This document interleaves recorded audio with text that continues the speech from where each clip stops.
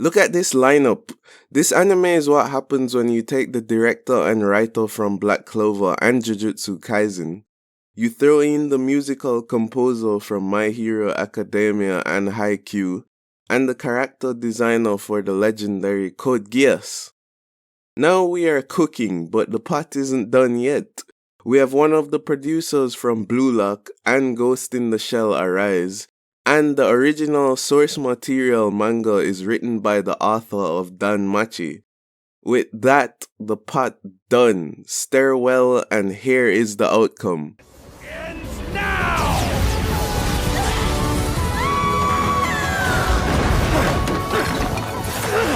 He didn't finish the story of Garza Alonso. So, the sword can be as mighty.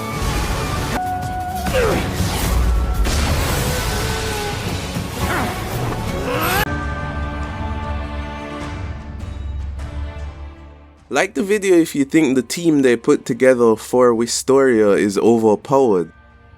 This anime was lab crafted from the beginning. When we look at the source material, the Danmachi author Fujina Omori put his best foot forward and penned a story which took many of his lessons from writing Danmachi and placed them into Wistoria. I think the harem aspect of this anime is more refined, with Will having a more mature feel than Bell. The power system and even the dungeon itself seems more developed than the earlier work. This manga focuses less on the dungeon and instead uses it as a backdrop for the character study. When choosing a director to adapt this series faithfully, the Black Clover director Tatsuya Yoshihara was an obvious choice. Wisteria is essentially the spiritual successor to Black Clover, as it happens to include both magic and a protagonist that can't use it.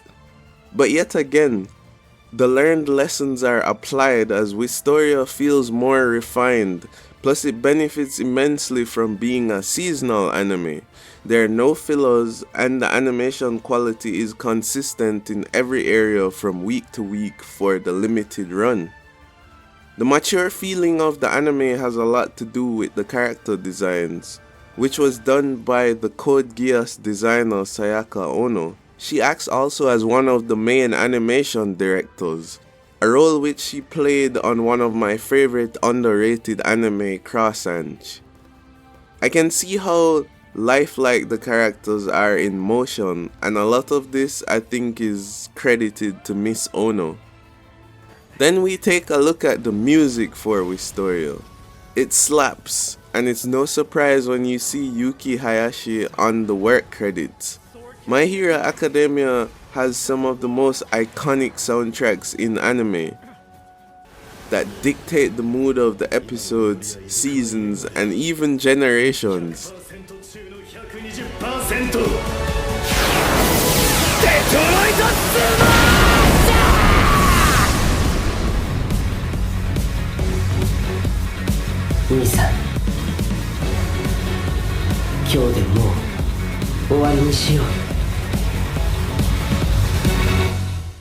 They know how to use the audio to get us invested into the scenes. It's no different in Wistoria. The same skill is on display and it takes the dungeon battles up to an even higher level. The Dream Team got together and produced a masterclass. I would even go as far as to say that they have refined underdog anime. This is the underest dog anime and I'm here for it. Can you think of an anime that has a better staffing lineup than this one? We may never see another all-star lineup like this in anime again, so I'm going to enjoy this while I can. Thanks for watching today. I have all the best moments from season 1 of Wistoria lined up here for you.